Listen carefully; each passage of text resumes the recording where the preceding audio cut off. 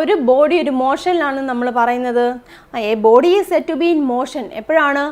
If it changes its position with respect to its surroundings with the passage of time.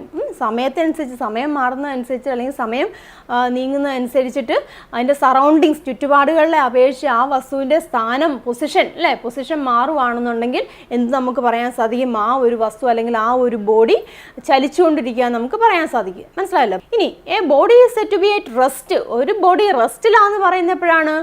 അതിൻ്റെ position സമയം പോകുന്നതനുസരിച്ചിട്ട് അതിൻ്റെ position സറൗണ്ടിങ്സിനെ അപേക്ഷിച്ച് മാറുന്നില്ല എങ്കിൽ അല്ലേ, അപ്പം നമുക്ക് പറയാൻ സാധിക്കും ആ ഒരു വസ്തു റെസ്റ്റിലാണെന്നല്ലേ. അപ്പം a body is set to be in rest എപ്പോഴാണ്? If it does not changes its position with respect to its surroundings with the passage of time അല്ലേ. സമയം മാറുന്നതനുസരിച്ചിട്ട് സറൗണ്ടിനെ അപേക്ഷിച്ച് ആ വസ്തുവിൻ്റെ പൊസിഷൻ മാറുന്നില്ല എങ്കിൽ എന്ത് പറയാൻ സാധിക്കും?